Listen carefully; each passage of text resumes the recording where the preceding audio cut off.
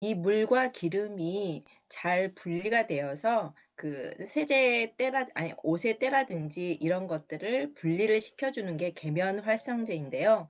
계면 활성제에는 합성 계면 활성제와 천연 계면 활성제가 있습니다. 그러면 합성 계면 활성제 주 원료는요, 석유고요. 생분해가 굉장히 느리고 그리고 인체의 피부 장벽을 파괴할 수가 있습니다. 강력한 화학 작용을 하지만 옷감에 남아서 피부에 안 좋은 피부에 자극을 일으킬 수 있는 그런 성분이고요. 천연 유래 계면 활성제는 식물성으로 원료를 만들었으며 생분해가 가능합니다. 인체에 무해하고 저자극, 피부 친화적인 성분을 가지고 있고요. 그러면 천연 계면 활성제와 합성 계면 활성제의 금붕어 실험에 대한 영상을 한번 보도록 하겠습니다.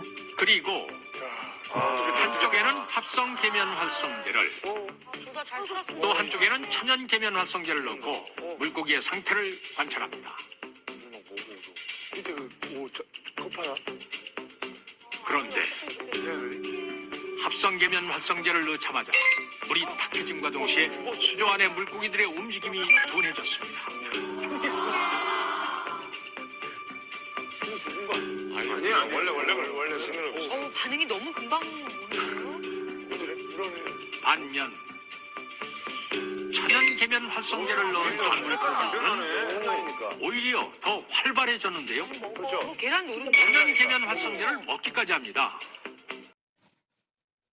이렇듯이 천연과 합성으로 원료를 어떤 것을 만들었는지에 따라서 이런 작은 금붕어들까지도 영향을 미친다라고 하면 인체에 어떻게 무해한지, 유해한지 이런 성분을 알아보도록 하겠습니다.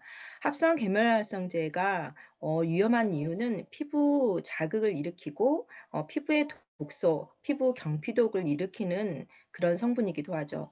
체내에 쌓이는 독성입니다. 간에 축적이 되고 신장에 축적이 되게 되고 이런 모든 것들이 질병을 초래할 수 있게까지 하고 있습니다. 그럼 경피독은 무엇인지요? 피부로 흡수되는 독이라고 얘기를 할 수가 있겠죠.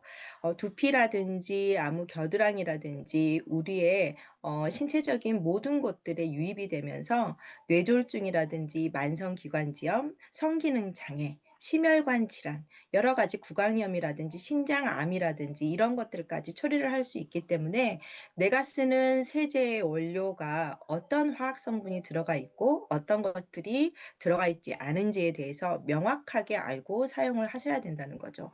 이 영상을 한번 보고 잔류 세제에 대해서 얼마나 우리 인체에 유해한지 한번 보도록 하겠습니다. 있는지 정작 소비자는 알 수 없다는 겁니다. 조세혜 이재중 기자의 보도입니다. 세제를 수세미에 묻혀 그릇을 닦아냅니다. 세제가 남아있지 않도록 흐르는 물에 2번 헹궈냅니다. 그래도 기름기 같은 것 때문에 안 쓸 수는 없고 해서 있잖아요. 이제 세제를 조금씩 써요. 쓰고 난 뒤에는 그다음에 이제 신경이 쓰이니까 뜨거운 물에 한 번씩 더 헹궈서.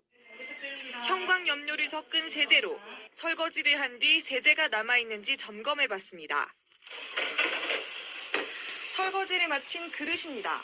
눈으로 보기엔 깨끗한 것 같은데 과연 세제가 전부 씻겨 나갔을지 형광염료가 반응하는 자외선 빛의 그릇을 비춰보겠습니다.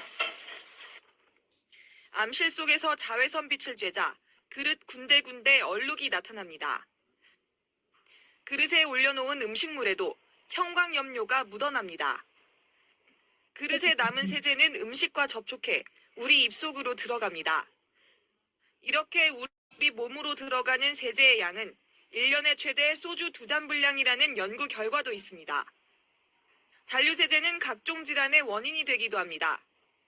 화학 계면 활성제가 있는데 이런 것들이 이제 우리가 세척이 제대로 안 돼가지고 잔류량이 남아 있을 때 우리가 이제 피부 질환이라든가 간 기능의 저하를 가져올 수가 있겠습니다. 세탁세제도 마찬가지입니다. 표줄량을 넣고 세탁한 옷에 페놀프탈레인 씨약을 뿌리자 티셔츠가 분홍빛으로 변합니다. 옷에 남은 세제엔 세균과 곰팡이가 증식해 피부 질환을 유발할 수 있습니다. 이렇게 잔류세제가 끊임없이 인체에 흡수되지만 이렇게 세탁이라든지 그릇에 이렇게 잔류 세제가 많이 있지만 이런 성분을 공개한다는 것은 의무가 없기 때문에 저희가 제대로 알아보고 우리가 쓰는 가정에 쓰는 것만들을 제대로 선택할 수 있는 기준을 가져야 되겠죠. 이런 세제는 거품이 나는 모든 것들을 얘기를 하는데요. 행금성이 굉장히 좋아야 되겠고 안전해야 되는지 안정성을 먼저 생각을 하시고요. 어떤 인증을 가지고 있는지 이런 것들에 대해서 한번 체킹을 해보시면 좋을 것 같습니다. 오늘은 아메이 홈 브랜드의 역사와 철학에 대해서부터 제품들까지 알려드리도록 하는 시간을 갖겠습니다. 아메이 홈 브랜드는요, 아메이 창립과 함께 시작된 아메이 홈입니다. 1959년 첫 제품으로 LOC, 업계 최초의 생분해 농축 세제를 만들어냈거든요. 이 철학은 자연에서 얻어 자연으로 다시 돌려보낸다라는 그런 생분해성 농축 세제입니다. 1959년 새로운 꿈의 태동으로 첫 제품을 만들어내었고요. 그리고 여러 가지 포트폴리오를 거쳐서 농축 액체 세정제 LOC가 그 다음에 2012년에 아메이 홈 브랜드로 이렇게 자리매김하였습니다. 그러면 아메이 홈 브랜드의 특장점에 대해서 얘기를 해드리겠는데요. 첫 번째로 고농축 포뮬러입니다.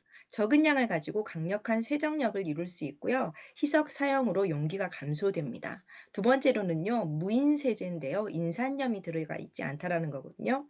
인산염이 들어가 있으면 하천의 부영양화를 시키고 녹조 현상을 일으킵니다. 그래서 그런 현상 등을 일으키지 않기 위해서 무인 세제를 사용을 했고요. 세 번째로 생분해 성분입니다.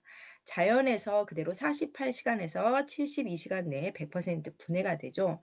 물과 탄산가스로 분해가 되어서 완전히 생분해되는 72시간까지 우리 환경 오염을 최소화시킬 수 있겠죠. 그리고 네 번째로는 재오염 방지 처리입니다.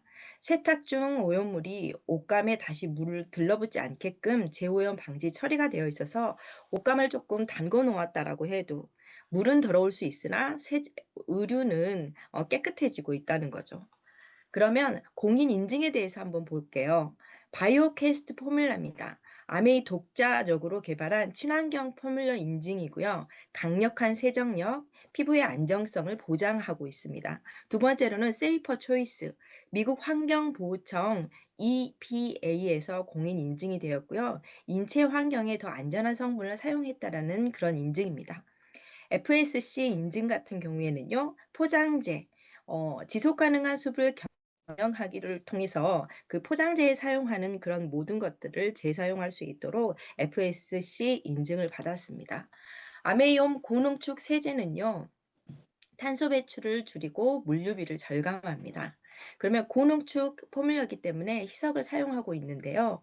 이 한 병당에 20병이라든지 40병으로 이렇게 희석이 되기 때문에 강력한 세정력을 가지고 있고 또한 뛰어난 용해성을 가지고 있고 포장재가 감소가 됩니다. 그리고 두 번째로 탄소 배출을 줄여서 고농축 설계를 하였고요. 대기 오염이나 온난화 방지를 하고 있죠. 마지막으로 물류비나 에너지를 절감하는데요. 거의 대부분 저희 거 세제를 통을 보게 되면 직각 형태라든지 사각형 형태로 되어 있죠. 그러면 상자 박스에 그대로 들어가기 때문에 빈틈없이 상자 안에 여러 개를 보관할 수가 있고 운송할 수가 있겠죠. 그래서 유통 비용이라든지 운송이라든지 이런 거에서도 탄소가 감소되고 있어요. 그리고 UN 환경 프로그램상과 ESG 경영인데요. 1989년에 IS 워크라는 세계 최초 북극 탐험을 했는데 그곳에 후원을 하기 시작을 했어요. 그 후에 자연환경 보존의 중요성을 알리고 전 세계의 환경 문제에 경각심을 알렸다는 공로를 인정받아서 UN 환경 프로그램 공로상을 받게 되었습니다. 그 이후로 2022년 ESG 경영대상 한국 아메이에서도 ESG 경영대상에 선정이 되었습니다. 환경 친화적인 경영과 중소기업 및 지역사회의 상생을 굉장히 주도를 했죠. 이렇게 어떤 그 나라에 버려지는 쓰레기라든지 환경이라든지 이런 것까지 하천에 오염이 되지 않는 그런 것까지 생각하는 아메이 브랜드입니다. 그러면 아메이는 지구와 사람을 살리는 ESG 경영 전략인데요. 환경을 생각하고 사회를 생각하고 마지막으로 정직한 기업 철학을 가지고 있죠. 그리고 포장재를 보셨나요? 포장재의 뽁뽁이라고 불리는 이런 부분들까지도 옥수수로 만든 완충제이고요. 박스에 사용하는 그 글씨 자체에도 소이 잉크예요. 그렇기 때문에 이 안에 박스에서도 포장재에서도 이런 것들을 만들었는데 안의 내용물은 어떻게 좋게 만들었는지 한번 보도록 하겠습니다. 아메이 홈 브랜드이죠. 처음에 세탁을 책임지는 SA8 라인이 있고요. 주방을 맡아주는 DC럽스 라인, 그리고 집안 곳곳의 표면을 깨끗하게 하는 LOC 라인이 있어요. 조금 더 깔끔한 옷과 깨끗한 접시, 빛나는 바닥을 위해서 여러분들 매일매일 청소하고 계시죠? 근데 저는 아메이 홈을 만나서 가장 좋았었던 것은 깨끗함과 또한 편리성과 그리고 안전성을 다 가질 수 있어서 너무너무 좋았던 것 같아요. 처음에 저도 아토피로 아이가 있어가지고 세제를 추천을 받았었는데 그러기 전에는요. 세탁을 다 하고 헹굼을 한 후에도 그 옷에 잔류 세제가 남아 있을까 봐 이렇게 물을 받아 놓고 안에 빨랫감을 담고 놓았던 그런 적들이 있었거든요. 그리고 아메이 세제를 추천받고 난 후에 그걸 똑같이 해 보았어요. 아메이세는 세탁을 다 하고 난 후에 물을 담가 놓았었을 때도 깨끗한 물을 확인할 수가 있었고 타사로 사용했었던 세제들은 한 번, 두 번, 다시 한 번 더 계속적으로 담궈내서 그 세제 잔류물을 빼내야 했었던 그런 현상들이 있었거든요. 그런 후로 아메이 세제로 바꾸면서 굉장히 마음이 든든하고 가족들의 그런 건강까지도 책임질 수 있는 아메이 홈을 만났었던 기억이 납니다. 아메이 세탁 세제를 보게 되면요. 처음에는 프리워시 전처리 세제가 있고요. 가루 분말 세제, 표백 세제와 프리미엄 세탁 세제, 기본 세제가 있습니다. 그리고 마무리 세제로 섬유 유연제가 있고요. 그러면 전처리 세제, 뿌리는 얼룩 제거제에 대해 프리워시에 대해서 한번 알아보도록 할게요. 중성 세제만 사용 가능한 섬유의 OK입니다. 그리고 손목이나 카라 티셔츠, 여러 가지 얼룩들에 사용을 할 수가 있는데요. 이 얼룩 제거제 프리워시는 굉장히 인기가 많죠. 아메이 세제를 한 번도 사용하지 않은 사람들이어도 프리워시는 너무너무 잘 알죠. 어떤 음식물이 묻었다든가 어떤 볼펜 자국이라든지 여러 가지가 묻었었을 때에도 사전에 뿌려 두었다가 세탁을 한 번에 하면 그대로 끝나는 제품이죠. 그러면 영상 한번 보도록 하겠습니다.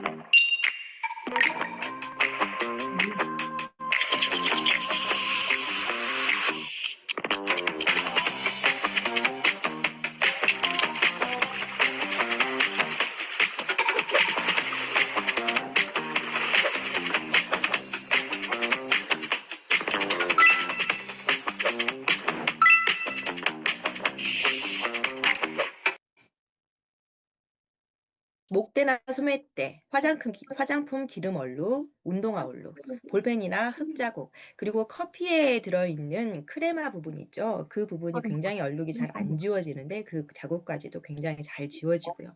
사용법은 마른 얼룩에 뿌린 다음에 1분 안에 바로 세탁기에 넣는 게 가장 이렇게 마르기 전에 넣는 게 가장 세척력이 뛰어나고요. 그리고 이걸 잘 사용하는 어떤 친구를 보았더니 몇 번 이렇게 세탁을 해도 잘 지워지지 않는 거. 세탁을 의류가 이렇게 의류에 묻어있는 그런 찌든 때들이라든지 이런 것들을 첫 번에 처음 세척을 했었을 때는 굉장히 잘 세척이 되지만 그냥 어디에 묻은지도 모르고 빨아버리고 난 후에 다시 한번 물이 닿고 난 후에 다시 한번 얼룩을 지울 때에는 너무너무 힘들거든요. 그럴 때에는 프리워시를 한번 뿌려두고 저희 기본 가루 세탁 세제 중에 표백제가 있죠. 표백제 분말 가루를 살짝만 그 위에 소르르 이렇게 뿌려주시고 난다고 하면 훨씬 더 세탁력이 더 강해지는 그런 것들을 체험하고 있는데요. 그걸 알려주더라고요. 그리고 가루 세제를 한번 보게 되면요. 기본적으로 프리미엄 세탁 세제 3kg 분량과 섬유 표백제가 있습니다. 가루 세제는 섞어서도 사용을 하고 따로 사용을 해도 되고요. 3kg 용량들이는 6kg들이 드럼 세탁기에 사용했었을 때 100회 사용을 할 수 있기 때문에 1회당 430원의 저렴한 가격으로 사용할 수가 있고요. 그리고 표백제 같은 경우에는 흰옷의 냄새를 제거한다거나 커피땀 이런 것들을 제거를 하고 그 행주나 도마를 살균할 수가 있고 욕실 부실이라든지 이런 것들, 곰팡이라든지 냄새를 제거할 수가 있고요. 액세서리 금, 은, 찌든 때 이런 것들도 제거를 할 수 있고 스텐 냄비, 탄 자국 이런 것들도 잘 제거를 할 수가 있고요. 그릇에 사용한 후에는 다시 한번 설거지를 해주시면 좋고요.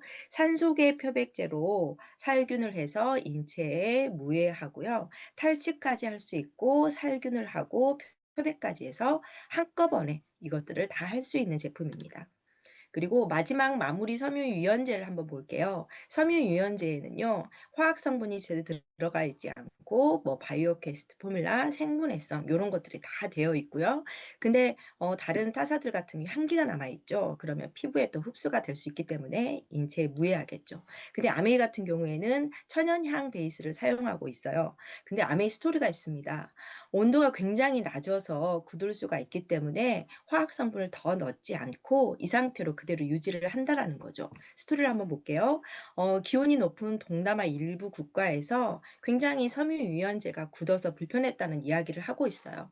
그렇지만 천연 성분을 유지하면서 불편을 없애는 것은 새로운 기술을 찾아야 하기 때문에 그때까지 조금만 기다려 주십시오라고 말하는 아메이 브랜드입니다. 그리고 기능성 세제들을 볼게요. 액체 세제가 있어요. 액체 세제도 본 세탁을 할 수 있는 세제인데요. 1회당 30ml를 사용했었을 때 33회를 사용할 수 있고 세탁기에 사용할 수도 있고요. 손 세탁을 할 수도 있고요. 근데 얘의 가장 특장점은 뭐냐면 듀얼 엔자임이에요. 효소를 사용하여서 탄수화물과 단백질을 분해를 시켜서 찌든 때를 두 가지를 한꺼번에 제거를 할 수 있다는 장점이 있고요. 찬물에도 효과적으로 세탁을 할 수가 있어요. 그리고 마무리 상쾌한 프로롤 향을 느낄 수가 있어서 섬유유연제를 따로 사용하지 않아도 괜찮습니다. 그리고 기능성 세제 중에 고급 의류 세제가 있어요. 기능성 의류 세제에 사용을 하는 건데요. 드라이 전용 세제라고 사용을 할 수가 있고요.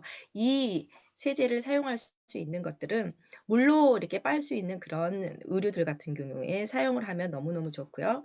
15ml 사용을 했었을 때, 손 세탁을 했을 때 66회 사용이 가능해요. 찬물에도 우수한 세탁을 발휘하는 세제고 고농축이며 인산염이 없고요. 작은 거품으로도 우수한 헹굼력을 가지고 있어요. 저는 이 제품을 사용을 할 때 옷걸이를 가지고 들어가요. 내가 오늘 입었었던 위에 옷과 아래 옷을 같이 함께 사용하라고 세면기에 물을 받아 놓고 이걸 한 펌핑 하고 난 후에 한 2-3분 정도 담궈 놓습니다. 얘는 이게 찌든 때가 없어지면서 거품이 조금 사라지는 현상이 있기 때문에 그 자리에서 많이 헹구지 않아도 돼요. 한두 번 정도만 헹구고 옷걸이에다가 그 자체 위에 아래 거리를 걸어서 수건봉에 그대로 겁니다. 그리고 난 다음에 찬물로 샤워기로 쫙 틀어 가지고 위에서부터 아래까지 이렇게 찬물로 다리미질을 해 준다라고 할까요? 그렇게 해서 물기를 쫙 밑으로 내려주고 한번 탈탈 털어주면 주름도 생기지 않고 마무리 섬유유연 기능까지 있기 때문에 그렇게 그대로 말려주시면 여름 의류라든지 쉬폰 소재라든지 이런 모든 것들 다 사용해도 좋습니다. 그리고 바이오캐스트 베이비 액체 세제. 액체 세제 너무너무 좋죠. 신생아의 섬유에 사용을 할 수가 있고요. 고농축으로 30ml, 33회를 사용할 수가 있어요. 육류와 섬유 특화로 되어 있고 형광 직백제라든지 인공 색소, 보존료를 의도적으로 배제를 했다라고 해요. 그리고 영유아 특화 효소, 이유식이라든지 단백질, 얼룩 제거에 탁월한 그런 특화 효소를 가지고 있어요. 그리고 또한 소아과 의사들이 육안으로 점검 테스트를 했고요. 피부과 저자극 테스트를 완료를 했습니다. 알러지가 유발되지 않았다라고 합니다. 그리고 찬물에도 잘 녹고요. 글리세린과 코코넛 유래 성분으로 함유를 하고 있어서 또한 자체 소프트닝 그런 처리를 하였기 때문에 섬유유연 기능이 있어요. 얘는 그냥 그대로 사용해도 좋아요. 영유아만 사용하는 게 아니라 아토피가 있거나 알러지 피부라든지 저 같은 경우에도 우리를 조금 부드럽게 하고 굉장히 고급 의류들 같은 경우에는 또 요 베이비 액체 세제로 해가지고 섬유 울코스 기능으로 해가지고 돌려서 사용하는 경우들도 있거든요. 굉장히 향기도 좋고 부드럽고 피부에도 정말 무해하기 때문에 사용해 보시면 너무너무 좋으실 것 같아요. 그리고 주방 세정용 DC 드랍스에 대해서 얘기를 해드리면 DC는 접시나 그릇입니다. 몇 방울로 식기를 세척하다라는 그런 의미를 가지고 있습니다. 세정력부터 피부까지 알로에베라라든지 코코넛 유래 성분을 가지고 들깨시소 성분으로 천연 계면활성제가 들어가 있기 때문에 안전하게 저희 그릇을 사용할 수가 있고요. 고농축으로 적은 양으로도 충분하게 20병 분량으로 그릇을 세척할 수가 있죠. 생분해로 민감한 피부에 자극 없이 잔여물을 남기지 않습니다. 보다 편하게 자체 세정 그런 희석 용기가 있는데요. 3대 1이라든지 5대 1 정도로 시작을 하시고요. 먼저 물을 부어주시고 나머지 원액을 부어주시면 됩니다. 부드러운 수세미로 소프트 버즈를 함께 사용하셔야 훨씬 더 거품력이 굉장히 많이 남거든요. 그리고 손에 딱 맞는 그립감을 가지고 있고 여기 뚫려진 구멍으로 이렇게 말려주시면 굉장히 항균 처리가 되어 있기 때문에 그리고 스테인리스 스틸 수세미죠. 이건 스테인리스로 한 줄 스텐으로 되어 있기 때문에 만약에 그릇들 같은 경우 냄비들, 바닥이라든지 그렇게 닦을 때 함께 사용해 주시면 좋아요. 그리고 두 번째로 과일 채소 세정제입니다. 농약이 압착 농약이 굉장히 많이 되어 있는 게 있죠. 광택제라든지 농약이라든지 이런 것들을 제거하고 그렇지만 세제 잔여물이 남지 않습니다. 분무 용기로 쉽게 사용하시면 너무너무 좋고요. 농약의 잔류물, 표면 광택제 깨끗하게 제거해 보시면 돼요. 토마토 한번 사용해 보시면 이렇게 노란 물이 나온다라는 거 보시고요. 그리고 브로콜리 같은 경우에도 씻은 쪽과 씻지 않은 압착 코팅이 명확하게 표현이 되어 있죠. 과일 채소는 농약 왁스를 제거하고 담궈 놓거나 문지르거나 충분히 헹궈 주시면 돼요. 육류나 생선 이런 것들에도 비린내 제거라든지 이런 데도 함께 사용해 주시면 좋습니다. 그리고 아메이옴 DC 드랍스 식기 세척 세제가 나왔는데 너무너무 좋죠. 식기 세척 세제에 요거 한 알만 넣어 주시고요. 태블릿 하나를 요런 박스에다 던가 아니면 그냥 투입구 바닥이라든지 이렇게 던져 놓으시면 되고요. 그리고 포장지는 물에 녹는 수용성 비닐이니까 벗기지 않고 그대로 넣어 주시고요. 음식물 종류에 따라서 맞춤 요소로 오염을 분해하고 있기 때문에 탄수화물, 각종 전분, 소스 요런 것들 그리고 치즈, 계란, 고기, 단백질 요런 프로테아지 이런 효소에 따로따로 맞춤형으로 효소가 들어가 있어서 굉장히 세척이 잘 되죠. 무색소, 무향료는 물론이고요. 그래서 바이오캐스트 포뮬러 FS 인증, 박스 포장재 인증으로 지구까지 생각한 세제라는 점을 알아주시면 되겠습니다. 그리고 마지막으로요. 에로시 표면 세정용 제품인데요. 주택용 다목적 세정이죠. 이거는 집 청소에 물 세척이 가능한 모든 곳에 사용하시면 됩니다. 그리고 다목적 세정제는요. 싱크대 요런 부분이라든지 식탁 위 부분이라든지 패브릭 소재의 소파라든지 이런 물세제가 가능한 모든 것들, 바닥면이라든지 이런 것들을 모든 곳에 세척을 할 수 있는 부분이고요. 그럼 볼까요? 이렇게 반짝하면서 모든 것들에 뿌려둔 후에 세척을 하시면 돼요. 그리고 주방 후드 있죠. 후드 이렇게 더러운 곳에도 뿌려둔 후에 담궈 두시고 난 다음에 이렇게 깨끗하게 하시면 되고요. 바닥 청소 시에는 이런 바스켓볼에다가 5리터 물에다가 이렇게 한 뚜껑 정도나 반 뚜껑 정도 사용을 하시면 되는데 먼저 걸레를 그 부분에 물을 충분히 적시고 난 후에 바닥을 한번 닦아 주시고요. 그러고 난 다음에 그 걸레를 다시 가지고 와서 바스켓에 다시 한번 더러움은 없애주고 요 걸레를 다시 가지고 와서 깨끗하게 다시 한번 세척하고 그러니까 걸레를 닦아온 것을 여기 세제에 헹궈 주시고요. 또다시 닦아오시고 물은 더러워지지만 걸레는 깨끗해지고 바닥도 깨끗해지겠죠. 그래서 희석 사용 시 표면을 닦은 후에 헹궈낼 필요가 없고요. 닦은 자국이 잘 남지 않아 두 번 닦을 필요가 없다라는 거죠. 그리고 요거와 같이 함께 수세미를 사용해 주시면 훨씬 더 강력하게 욕실이라든지 이런 데 청소하실 수가 있으십니다. 그리고 표면 세정용 제품 중에 바이오캐스트 주택용 연마 세정제가 있어요. 이 제품은 연마를 하는 곳이기 때문에 욕실에 요런 바닥면이라든지 세면기라든지 요런 거에 사용해 주시면 훨씬 특화적으로 좋으신데요. 가스레인지 상판이라든지 쿡탑, 인덕션 요런 부분에 사용을 해 주시고 싱크대 수도꼭지 욕지, 샤워기, 샤워부스, 욕조, 변기 요런 외부적인 곳에 사용을 해 주세요. 요런 거를 사용을 하셨었을 때 요 크림 연마 세정제를 발라 둔 후에 그 부드러운 것들로 한 번만 문질러 둔 후에 물로 한번 세척을 해 주시고요. 마지막에 더러운 부분만 요렇게 수세미나 요런 것들로 헹궈 주시면 될 것 같아요. 왜냐하면 연마 성분이 들어가 있기 때문에 제일 처음에 이 크림을 바르고 이 세제를 바르고 난 후에 수세미나 요런 걸로 문질러 버리면 스크래치가 굉장히 잘 날 수가 있거든요. 발로 드시고 난 후에 물로만 세척을 하셔도 반짝하는 그런 성분이 있기 때문에요. 그대로 사용하시고 간편하게 사용해 주시면 될 것 같아요.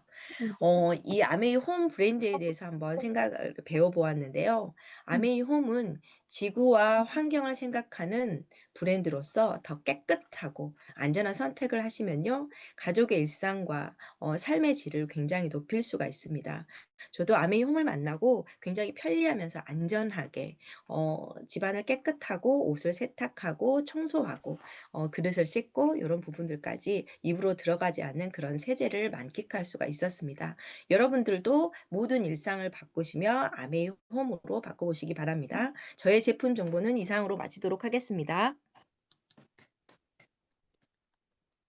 와, 정말 너무너무 제품력, 제품 하나하나부터 아메이 홈의 출발점, 그리고 제품 하나하나, 그리고 사용 방법까지 너무너무 자세하게 알려주신 우리 선안영 리더님께 감사의 박수 보내드리도록 하겠습니다. 감사합니다. 봄을 맞이하여서 우리 모두가 다 대청소를 지금쯤 한 번 정도 저희도 하고 소비자분도 하실 텐데, 선안영님의 그 제품 정보를 바탕으로 우리 모두가 이렇게 온 집안을 대청소한다면 집이 다 반짝반짝 하실 것 같습니다. 너무너무 감사드리고요. 두 번째 시간에는 저희들이 이제 좀 사업을 키울 수 있는 방법 중에 방법에 대해서 알아볼 텐데요. 이번 시간에는 꿈 설정과 목표 설정의 중요성에 대해서 저희가 알아보면서 우리가 어떤 꿈을 꿔야 되고 어떤 목표를 명확히 세워야 되는지 한번 자세히 알아보도록 하겠습니다. ABO 김봉련 리더님을 큰 박수로 모시겠습니다. 네, 반갑습니다. 오늘 또 ACS 이렇게 함께 공부하게 될 성공의 그 단계 중에서 꿈에 대해서 제가 또 함께 공부해보는 시간 갖겠습니다. ABO 김봉리 인사드리겠습니다. 네, 스폰서님들은 여행을 가셨지만 저희는 이 자리에서 함께 공부함에 다들 또 응원의 박수를 제가 함께 드리면서 자료 공유하고 시작하겠습니다.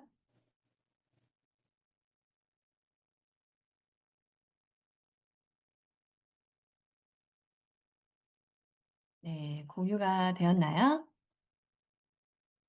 네. 네, 감사합니다. 지금 여기는 아메이 사업하는 곳이죠. 물론 소비자분들도 함께 하실 수 있는 공간이고요. 그리고 또 아메이를 알아보고 또 사업으로 전개하신 분들이 계실 거라고 생각이 듭니다. 아메이 처음에 왜 시작하셨어요? 다들 다양한 이유로 접하게 되었겠지만 아메이를 알고 나면 앞서 공부한 것처럼 세제를 안 쓸 이유가 없고요. 그리고 그런 세제를 공부하고 쓰다 보니까 또 저희가 머니가 들어오잖아요. 근데 그 머니를 떠나서 자꾸 사업 설명이나 아메이의 비전과 가치를 듣다 보면 아메이의 큰 비전을 알게 됩니다. 그러다 보니까 저희가 꿈이라는 것도 꿔보기도 하는데요. 정말 그로부터 시작이 돼서 아메이에서 내가 추가 소득을 벌고 싶다. 아니면 저렇게 잘 되는 나도 해서 성공하고 싶다. 이렇게 생각을 하셨을 거라고 생각이 들어요. 그러면 성공의 그 8단계 중에서 가장 처음으로 하실 것이 꿈입니다. 꿈. 네. 제목에 보는 것처럼 드림 빌딩과 그 꿈을 향한 어떤 목표를 가질 것인가. 그거에 대해서 오늘 정보를 나눠볼까 하는데요. 여기 계신 분들이 꽤 많은 분들이 계세요. 혹시 꿈 어려서부터 지금 현재 내가 있는 곳까지 단 한 번도 꿈을 잃지 않고 오신 분이 계신가요?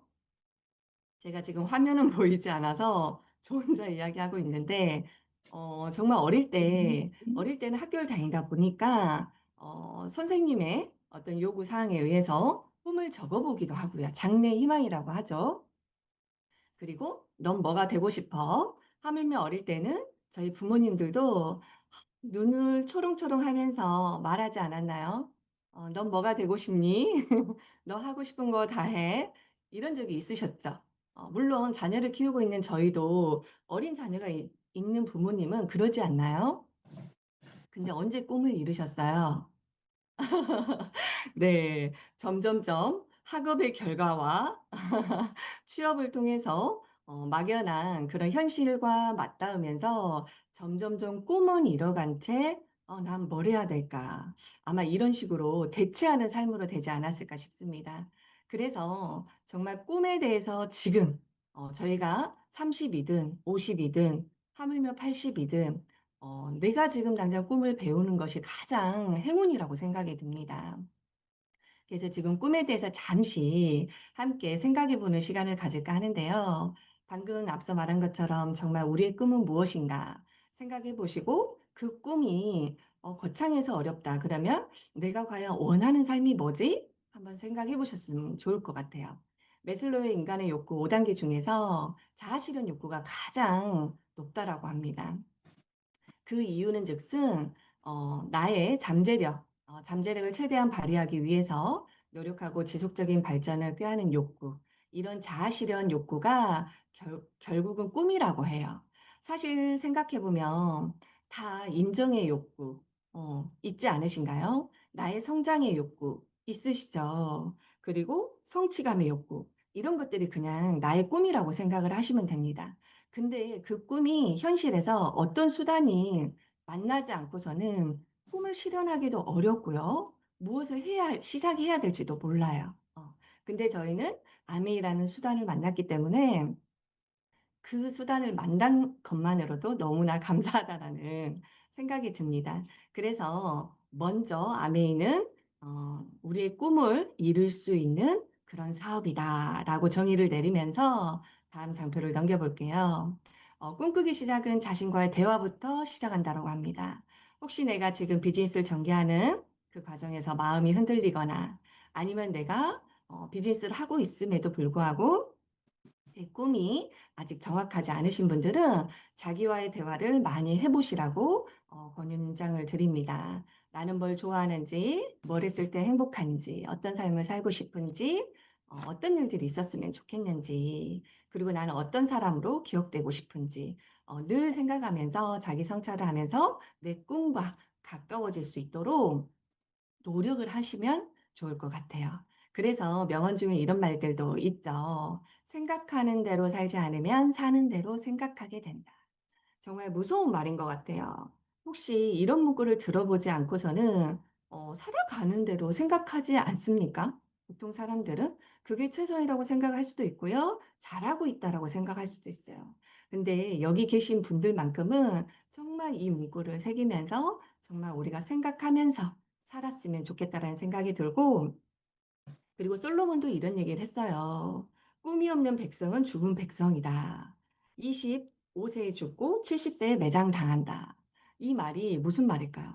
정말 꿈을 20대 때 잃어버리고 그냥 우리 육신이 나이 들어서 매장을 당한다는 소리입니다. 그런데 얼마나 저희는 행운입니까? 그 꿈을 향해 지금 이 자리에 함께하고 있음에 감사한 거죠.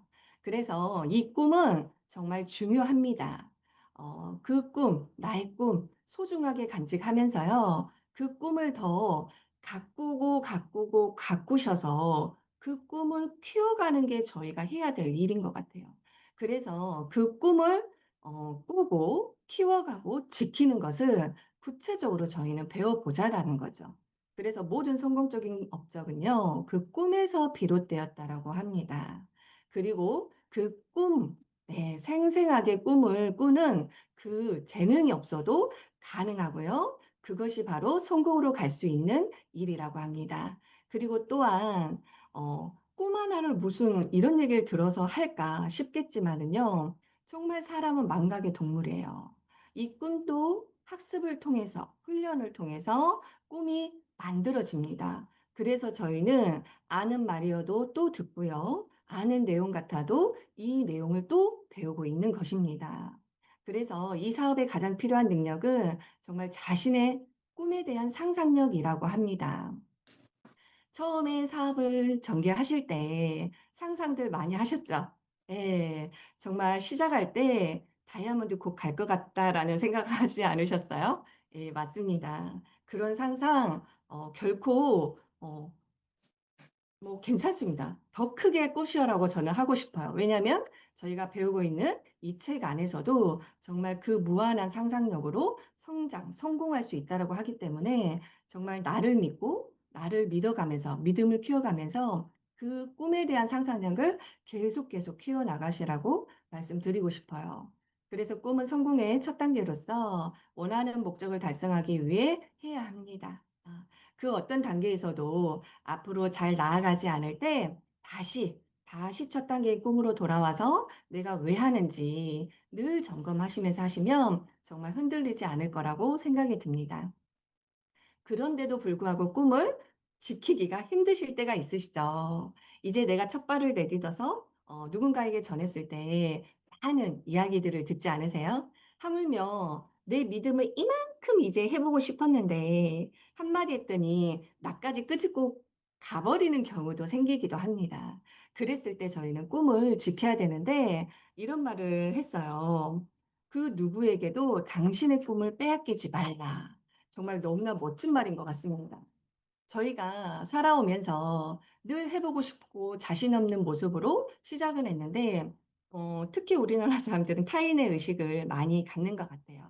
하물며 그게 옳고 내 믿음이 굳건해도 그런 의식을 통해서 내 꿈을 빼앗겨 버리는 경우가 참 많죠. 근데 아메이만큼은요, 정말 대단한 비전과 가치가 있는 그런 사업이기 때문에 정말 꿈꾸셨다면 꿈을 빼앗기지 마십시오. 그 진정한 꿈을 가진 사람은 반드시 자기 변화의 필요성을 느끼고 변화할 수 있습니다. 그래서 꿋꿋하게 버텨낸 사람들을 보면은요, 성공하신 분들은요, 그 꿈이 간절했고요. 그리고 그 꿈을 지켜내기 위해서 어디에 계셨냐면은요, 그 꿈과 시스템 안에 있었다라는 거.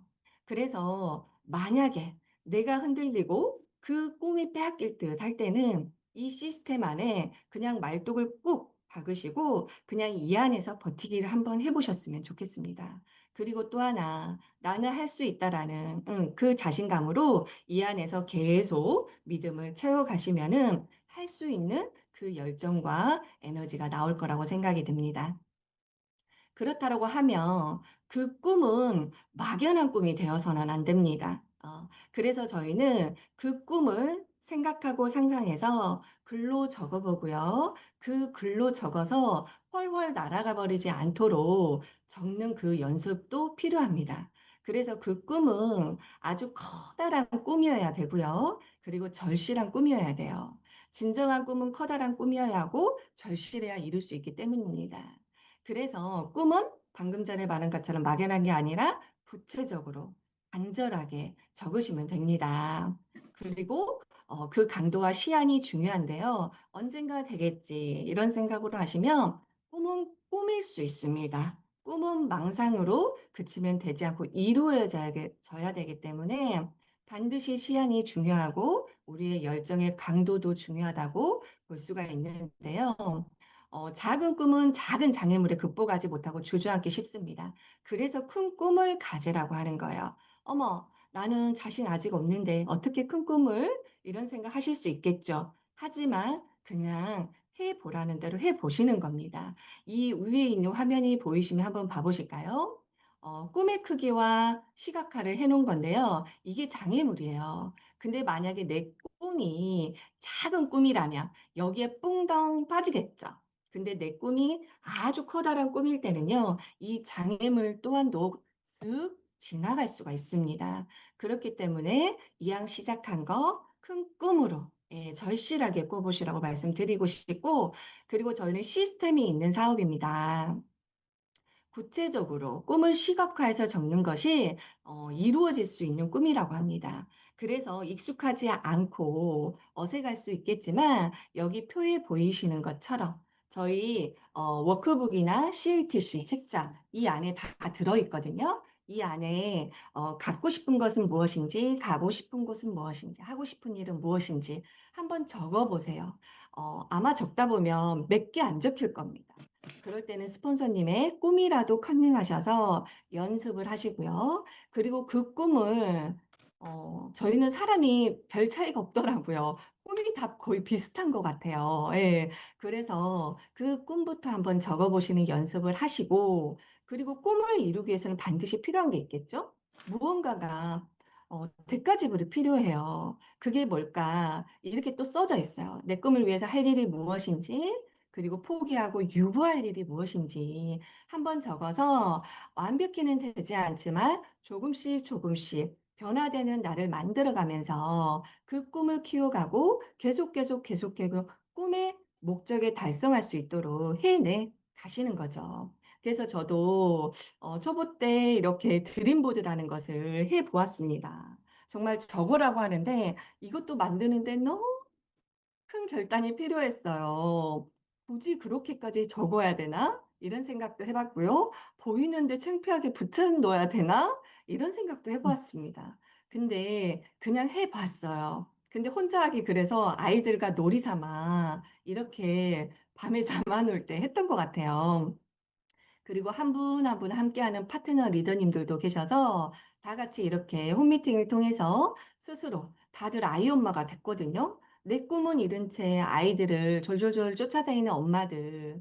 참, 어디 카페 가서 신세한탄 하기보다 이게 훨씬 더 너무나 예쁜 모습 아닌가요? 그래서 이렇게 꿈도 한번 적어보고 이 드림보드를 각자 소장하면서 내가 원하는 꿈이 무엇인지 다시 한번 체크하고 그 꿈을 이루는 그날까지 우리 또한 열심히 한번 해보기로 결단을 한 거죠. 그래서 정말 앞서 말한 것처럼 노력보다 중요한 건 꿈꾸는 능력이라는 거, 이것만 하셔도 오늘 정말 잘하신 겁니다. 정말 잘하신 거고요. 그리고 RVD라는 이런 말도 있어요. 생생하게 꿈을 꾸면 반드시 이루어진다. 혹시 이런 거 매스컴에서 많이 들어보지 않으셨나요? 정말 상상만 하고 그리고 생각한 대로 내가 소장하고 원하는 바를 했는데 그 꿈이 이루어졌다라는 여러 세계에서 그런 분들의 많은 이야기들을 들어보셨을 겁니다. 그것이 근데 나에게 일어난다면, 만약에 내 꿈이 내가 적어서 내가 그렇게 원하고 시각화해서 꿈을 꾸었다라고 능력을 내가 발휘했다면, 그게 내가 되는 거라면 그거 너무 대박이지 않나요? 그래서 한번 해보시라는 거예요. 모르잖아요. 안 적었는데 안 되는 거랑 적어서 돼버렸어. 그러면 적으셔야죠. 그냥 허무맹랑하더라도 한번 적어보셨으면 좋겠습니다. 그리고 가장 중요한 거 두 번째, 꿈다움은 목표라고 이야기하고 싶습니다. 목표의식. 성장하고 싶으면 목표의식이 있어야 합니다. 사람이 없어서가 아니고요. 목표가 없기 때문에 갈 곳이 없는 겁니다. 공감되신가요? 네. 어, 그리고 미국의 이런 예일 대학교에 1953년 졸업생들을 대상으로 설문조사를 했다라고 해요. 첫 번째, 두 번째, 세 번째 문항이 있는데요. 1번 문항을 답한 전체의 13%였고요. 그리고 1, 2, 3번을 모두 답한 학생이 3%였대요. 그 1, 2, 3번을 다 답한 3%는 목표가 있는가, 목표를 기록해 두었는가, 목표를 달성을 위해서 계획을 세웠는가. 이게 지금 3%였다는 소리거든요. 근데 1, 2, 3번 모두 답한 이 3% 학생이 22년이 지나서 추적 조사를 해봤다고 해요. 그랬더니 그 나머지 학생들의 10배의 소득을 올리고 있었다라고 합니다.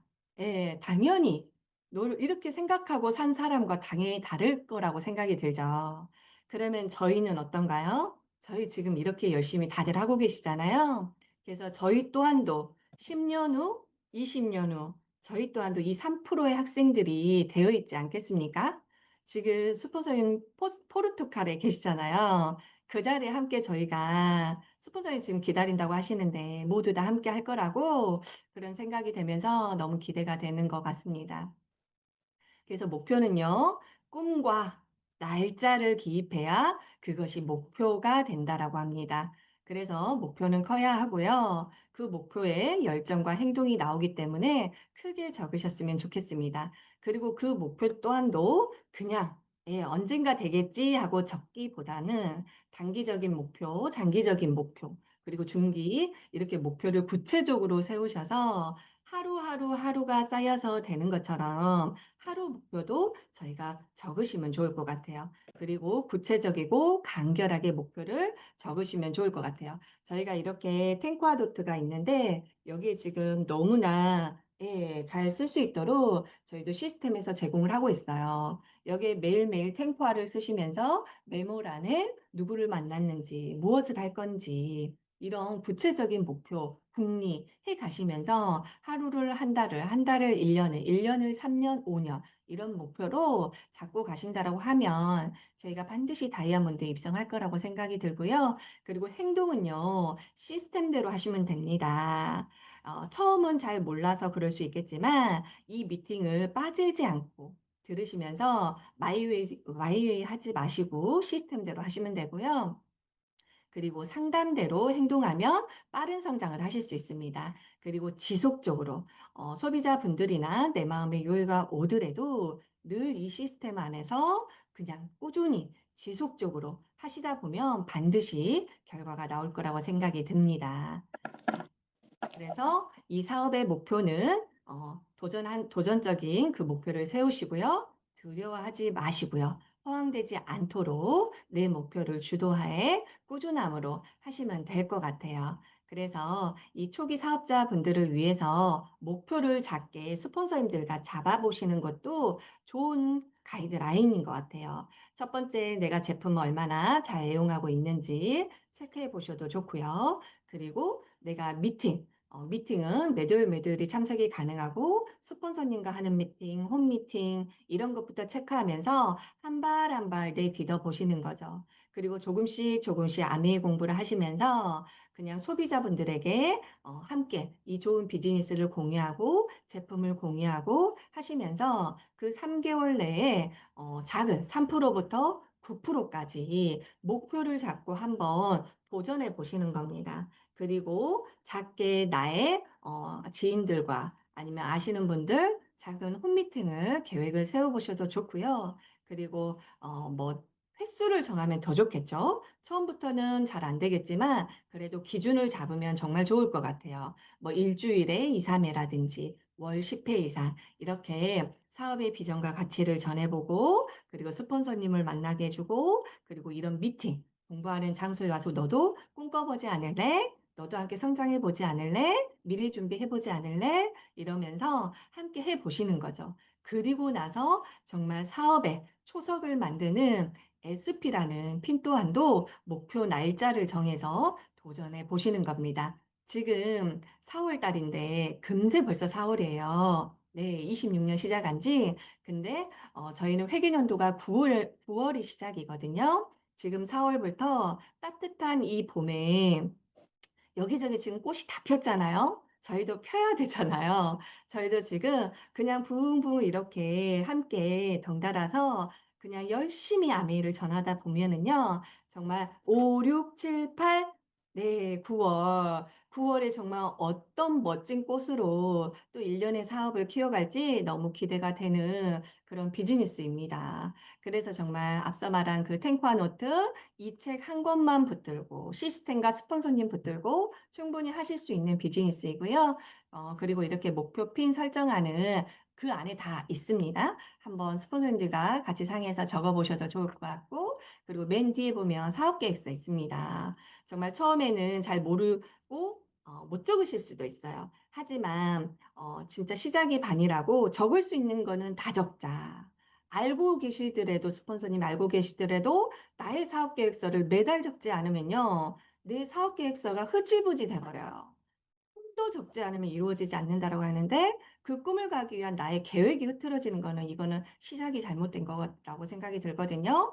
여기 이름 하나부터 날짜 하나부터 본인 소비자 한 명이 있더라도 한 명 소비자 적어보시고요. 내가 만나서 비전 전하실 분 적어보시고요. 미팅 초대 팔로우 하실 분도 적어보시고요.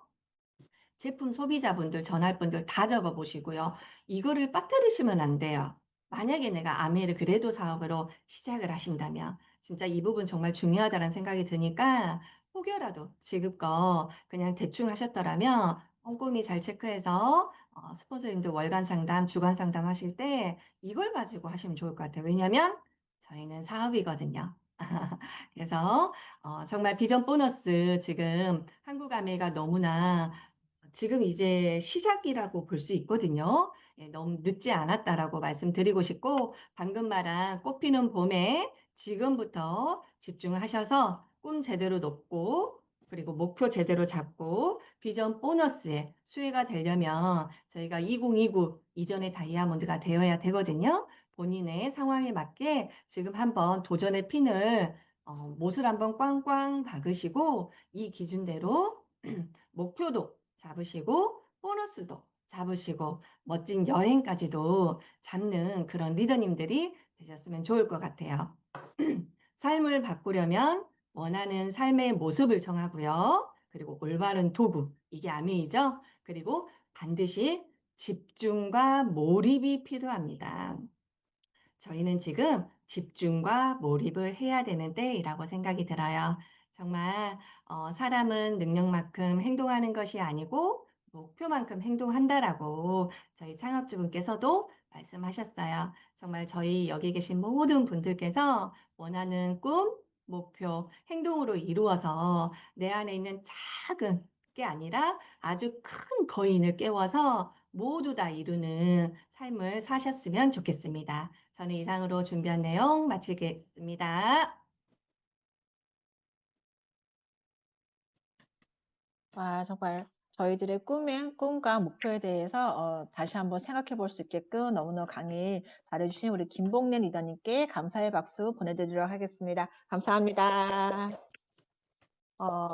강의를 들으면서 정말 저희가 꿈과 시스템이 있다면 우리 모두가 다 I can do it 이렇게 첫 번째 PPT에 있었던 것 같아요. 그래서 저희가 다 꿈이 있고 목표가 있고 저희 안전드림 그룹 시스템이 있기 때문에 지금 저희들이 모두가 다 세운 꿈과 목표가 다 이루어질 거라 생각을 하고 있고요. 다만 김봉래 리더님께 말씀하신 대로 시스템대로 해야 되고요. 행동하셔야 되고 그리고 지속적으로 우리의 감정이 일희일비하지 않고 지속적으로 한다면 우리 모두가 다 이런 목표를 이룰 거라 생각이 됩니다. 너무너무 강해 주신 우리 김봉래 리더님 감사드리고요. 다음 시간은 마지막 시간이고요. 이번 시간에는 저희가 꿈과 목표를 설정했다면 어떻게 누구를 만나야 되고 그분을 또 어떻게 초대를 해야 되고 그리고 사업 설명의 중요성과 그리고 방법에까지 함께 알아볼 시간인데요. 큰 박수 모시겠습니다. ABO 김경희 리더님을 큰 박수 모시겠습니다. 네, 안녕하세요. ABO 김경입니다. 공유하고 시작하겠습니다.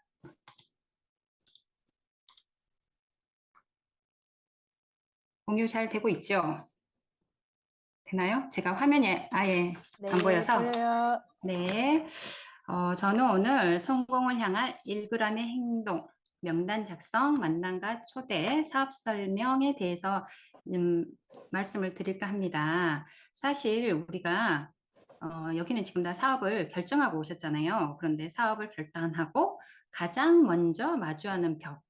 저는 그게 누구를 어떻게 만날 것인가. 그게 가장 힘들었거든요. 처음에 사업을 시작했을 때부터 수년 동안 그러더라고요.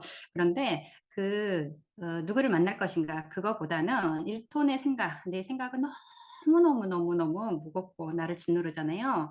그런데 오늘 그 1g의 행동, 결과를 만드는 1g의 행동을 정확하게 알고 실천해 보자라는 마음에서 가져와 봤고요. 우리 사업은 자본이 들지 않죠. 우리 사업의 특장점 중 가장 큰 특징 중 하나죠. 자본이 들지 않는다. 그런데 진짜 자본이 들지 않다고 아무것도 필요 없는 건 아니에요.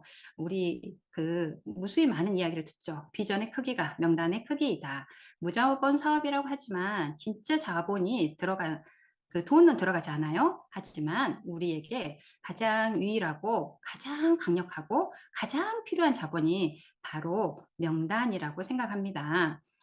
일례로요. 우리는 지금 아메이 사업이라 하는데 명단이 없다는 거는 일반 사업을 하면서 돈 한 푼 없이 영원으로 사업을 시작한 거랑 마찬가지겠죠. 생각해 보세요. 내가 커피숍을 오픈해야 돼. 그런데 돈이 하나도 없어. 오픈 못 하죠. 내가 뭐 공장 가동을 해야 돼. 빵 가게, 빵 공장을 운영을 해야 돼. 돈이 없어.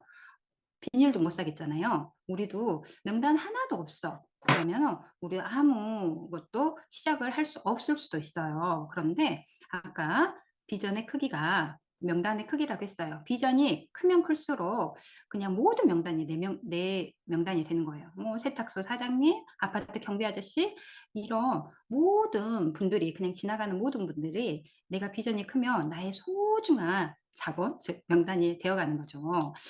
그랬을 때 이런 사람들 주변에 진짜 많지 않나요? 매달 아니 매년 여행을 가고 싶어서 적금 부는 사람. 그럼 아니면 너무 아파. 본인이 아팠거나 내 자식들이 내 말을 안 듣거나 아니면 엄마가 아파. 그런 분들. 아니면 또 뭔가 이유 없이 배우러 다니는 것도 좋아하시는 분도 있잖아요. 아니면 나보다 경제력이 낮거나 아니면 나보다 경제력이 없어서 날마다 돈 걱정하는 사람. 이런 우리 주변에 무수히 많은 분들이 있을 거예요.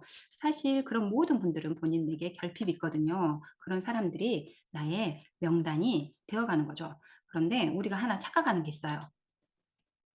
스폰서님이 이제 방금 김봉래 리더님도 명단을 꼭 적으라고 뒷부분에 꼭 적으라고 말씀을 하셨잖아요.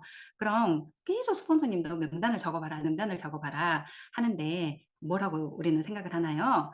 스폰서님 굳이 안 적어도 내 머릿속에 다 있어요. 초보 사업자들이 가장 많이 하는 실수죠. 사실 머릿속에만 있는 명단은 두세 명 아니면 한 명에게만 거절당해도 다 그 즉시 그러니까 한 번 나를 거절했어요. 그러면 그 명단은 그 즉시 사라져요. 근데 정말 눈에 보이지 않는 자본이죠. 그래서 내가 관리를 못하는 거죠. 내 머릿속에 있는 건 한낱 기억일 뿐이죠. 근데 우리의 기억 믿으신가요?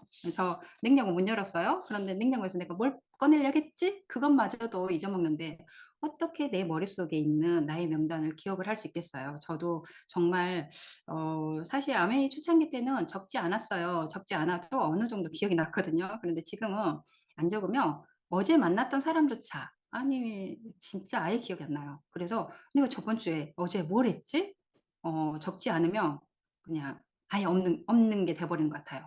정말 믿지 마세요. 기억을 믿지 마세요. 기록을 믿으세요. 모든 사업도요, 다 기록에 의해서, 사업은 다 기록을 하잖아요. 그런데 아미 큰 사업을 하면서 왜 저부터 지금 저에게 하는 말이에요. 제가 진짜 기록을 좀 많이 안 하기 때문에 나부터 다시 명단을 가시하고 명단을 종이에 적어야겠다. 종이에 적는 명단만이 진정한 내 명단이다. 우리 다시 한번 이번을 계기로 좀 많이 좀 적어보는 걸 해봤으면 좋겠어요. 그리고요, 선입견은 버리세요 라는 말을 하죠. 아메이는 화투장 뒤집는다는 화투장 48장이에요. 그런데 5장의 광을 찾는 게임이라고 하죠. 실제 우리는 6명의 파트너랑 함께 다이아몬드가 꿈이긴 한데 광이 5장이니까 이런 말을 하는 거죠. 그런데 명단을 적을 때 최악이라고 하면 최악인 그런 아까 이제 명단을 다 적기로 결심을 했으면 명단을 적어야 돼요. 그런데 적을 때 어떤 또 우리가 선입견을 가지고 있나요? 그냥 패를 딱 보면서 뒤집어 놓은 패예요. 다. 뭐가 강인지는 아예 모르죠. 뒤집어 놓은 패를 보면서 얘는 돈이 많아서 안 할 거야. 얘는 멀어서 너무 멀어. 얘는 너무 까칠해. 얘는 그냥 지금 부족한 게 하나도 없어. 아니면 얘는 너무 게을러. 얘는 너무 부정적이야. 얘는 안 이뻐. 막 그런 무수히 많은 나의 선입견으로 내가 점쟁이가 되는 거죠. 그래서 안 적죠. 안 할 건게. 내가 점쟁이는 안 할 거야 라면서 안 적게 되는 거예요. 그런데 그런 말이 있어요. 1000번을 때려봐도 얘 광이 스스로 뒤집히지 않아요. 정말로 가장 쉬운 방법은 일렬로 쫙 깔아놓고 앞에서부터 뒤집어 보는 거죠. 광 나올 때까지 뒤집어 보는 거죠. 그게 가장 빠르겠잖아요. 광 찾기는. 그래서 그 말은 선입견을 버리고 아는 사람 모두 다 적어서 한 장씩 뒤집어 본다. 이게 명단 적기에 가장 필수적인 일이라고 생각을 합니다. 그러면 어떤 명단을 적을 것인가 명단의 세분화를 한번 해보는 거예요. 나는 아는 사람이 없어요. 나 만나는 사람도 없고요. 나는 해마다 주말에도 집에 있거나 가족들하고만 커피 마시러 다니고 밥 먹으러 다녀. 그래서 나는 전화도 안 해. 제가 그랬거든요. 지금 저 얘기예요. 그랬을 때 스폰서님이 이런 강의를 들으면 명단에 세분화를 해보라 하는 거죠. 카테고리를 쪼개보라는 거죠. 그러면은 새로운 이름들이 마법처럼 쏟아진다고 얘기를 해주시잖아요. 먼저 가족들을 다 친가, 외가, 처가, 치댁 뭐 다 적어보는 거죠. 없어, 별로 없어. 나는 우리 신랑도 혼자고 나도 혼자야. 그럼 또 동창 내가 다녔던 선후배, 초중고, 대학. 그런데 연락을 또 안 해. 그러면 또 사회적으로 연결고리. 내가 예를 들어서 여기는 군대라고 적었는데 우리는 어때요? 산후조리원도 있고요. 아니면 저는 예전에 그 문화센터 그런 곳을 좀 다녔었거든요. 그리고 내가 유치원 선생님을 했을 때 전 너무 적을 명단이 없어서 제가 다니는 유치원 선생님 그 유치원은 정말 비싼 유치원이었어요. 아마 강주에서 가장 비싼 영어 유치원이었는데 딱 우리 반 아이들이 12명이었어요. 그런데 6세, 7세 반 그대로 올라왔거든요. 그러면 학부모들이 12명밖에 안 돼요. 2년을 근무를 했었을 때 그러면 그 12명의 엄마들을 다 적고 전화를 다 돌렸던 기억이 있거든요. 그래서 그중에서 3분은 지금도 지금까지 제품을 쓰고는 계세요. 어찌 됐건 다 그렇게 적어보는 거죠. 동호회 모임이든 종교 취미 학부모 모임이든. 그렇게 하다 보면은 어떤 마음으로 적으면 좋냐면요. 지금 당장 이 사업을 할지 안 할지 그런 명단이 아니에요. 그냥 다 그냥 적어보라니까 적어보는 거예요. 다 적어보는 거예요. 그냥 아무 사념을 버리고 선입견을 버리고 적다 보면은 가장 좀 강추하는 거는 다 100명 이상을 적어보라 하더라고요. 근데 저 100명 안 나왔어요. 내 핸드폰을 딱 오픈하고 종이를 꺼내고 막 수첩에다가 그냥 이유 없이 막 적었는데 제가 그때 적었을 때 한 40명 적었었나요? 그렇게 되더라고요. 100명까지는. 참 저는 처음에 힘들었는데 아무튼 도전을 해보는 거죠. 이 사람 바빠서 저 사람 부자라서 그런 걸 다 삭제하고 100명을 적어보다 보면은 이제 우선순위가 나눠지게 되거든요. 그 우선순위를 또 구별을 해야죠. 우선순위 구별은 먼저 누구를 만날 것인가 추출을 해야 되는데 가장 처음으로 우선순위를 결정할 때 긍정적인가? 긍정적인 사람은 정말 좋죠.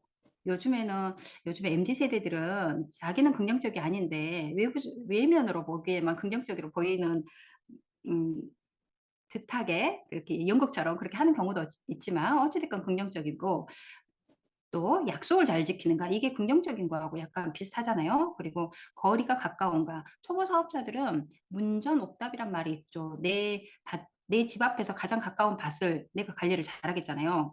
내 집 앞에 밭이 가장 기름진 밭이다. 그런 말이 있는데 초보분들은 너무 멀면 내가 관리하기가 힘드니까 가까운 거리면 거리일수록 좀 더 좋죠. 그리고 가장 중요한 방금 꿈과 목표에 대해서 말씀을 해주셨는데 현실이 안주하지 않고 무언가 좀 더 나은 삶을 갈망하는 꿈이 있는 사람 이런 우선순위를 먼저 우선순위를 막 이제 해보는 거죠.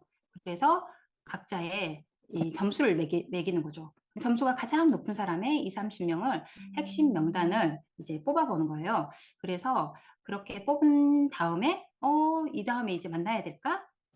할 때 그 선행 작업 반드시 이렇게 스폰서님과 사전 상담이 필요합니다. 왜냐하면 누구에게 어떤 방식으로 내가 나의 기업 명단을 30명 정도, 20명 정도, 10명 정도 이렇게 가렸어요. 가리는 과정도 스폰서님과 상담이 필요하면 좋죠.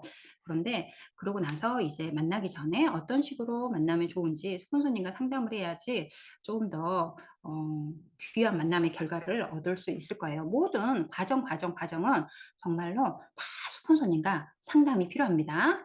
모든 과정에서요.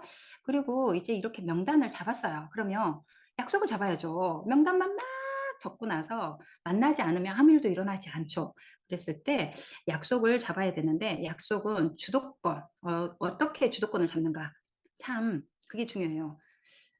가끔 약속 잡을 때 너 언제 시간 돼? 라고 하면 상대방은 무의식적으로 나 계속 바쁜데? 하면서 빠져나가요. 그러면 약속 잡기가 힘들죠. 나 계속 바쁘대. 그러면 이제 그래? 그러고 끊을 수도 있잖아요. 아니면 톡을 그냥 그렇게 접을 수도 있고 주도권을 내가 가져오는 거죠. 마법의 화법이라는 말을 하죠. 두 가지 대안을 제시하는 거죠.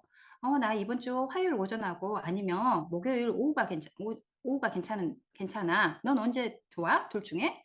그러면 상대방의 뇌는 무의식적으로 둘 중에 하나를 좀 더 편한 시간을 무의식적으로 고르게 된다고 하더라고요. 제발 좀 골랐으면 좋겠죠. 그래서 이렇게 얘기를 하면 상대방이 골랐잖아요. 본인이. 내가 고른 게 아니라 상대방이 골랐기 때문에 좀 더 그가 주도권을 가졌다는 생각에 좀 더 편하게 우리를 만날 수 있는 거죠. 그래서 이렇게 전화로 만남 약속을 잡을 때는 왜 무슨 일인데 하면서 아미 사업 설명을 하는 거는 큰 오류고요. 그냥 전화는 약속을 잡고 약속이 설명을 생략을 하고 만나서 이제 이야기를 하는 거죠. 그럼 이제 만났어요. 드디어 만났어요. 만나죠.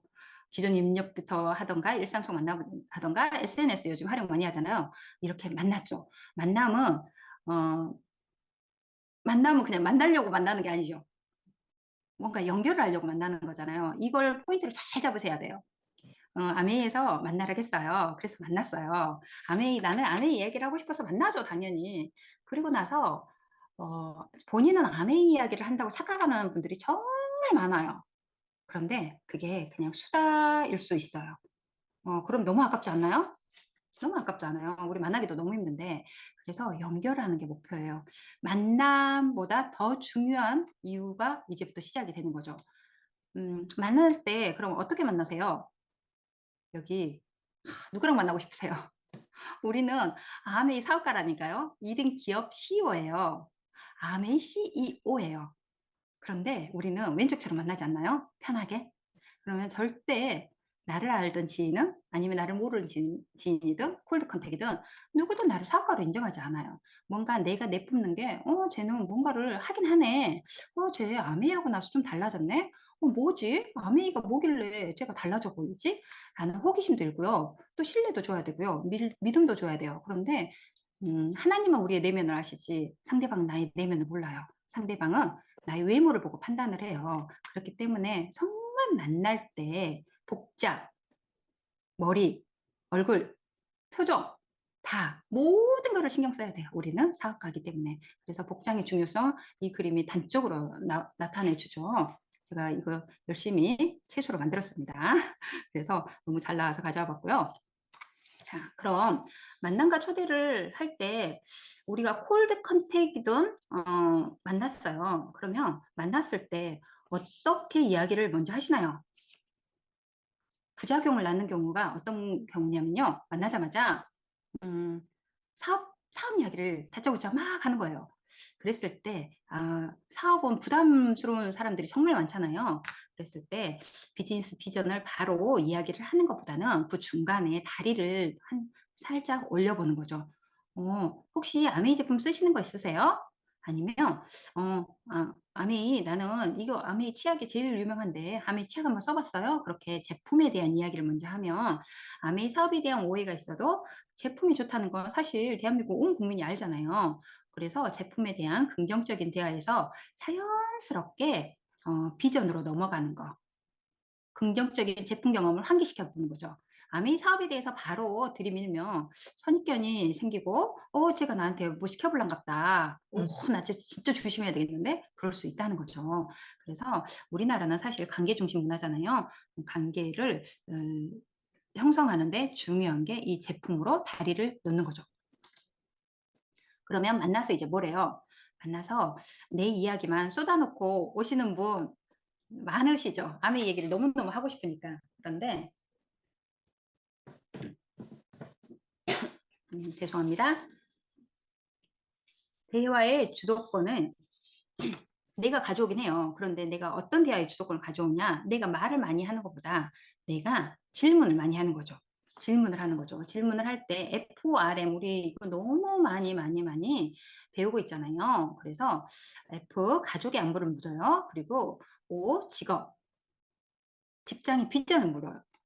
비전. 요즘에 은퇴에 가까우신 분도 너무 많고 젊은 애들은 또 너무 현재 직장의 비전이 없을 거고 직장의 비전을 물어보는 거죠.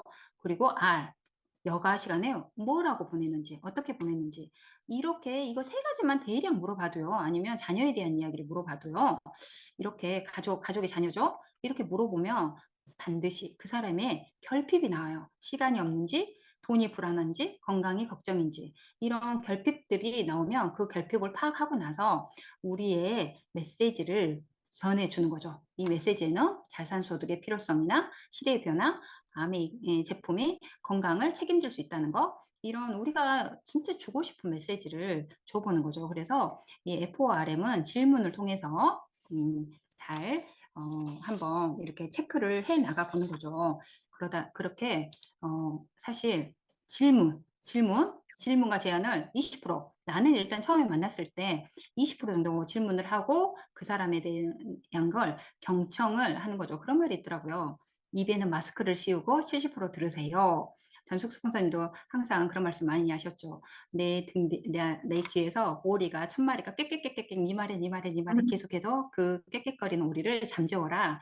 그런 말씀을 해주시잖아요. 그런데 이렇게 질문과 경청을 하고 마지막에 메시지를 할 때 나의 솔직한 why 그거를 꺼내서 상대방의 니즈를 파악했으니까 나의 why랑 그 니즈를 결합을 시켜서 이야기하면 상대방이 마음의 빗장을 풀 시간이 정말 풀 수 있을 거예요. 그래서 이런 건강이나 추가 수입, 시간적 자유를 조언해 주는 거죠. 논쟁은 절대 금지입니다.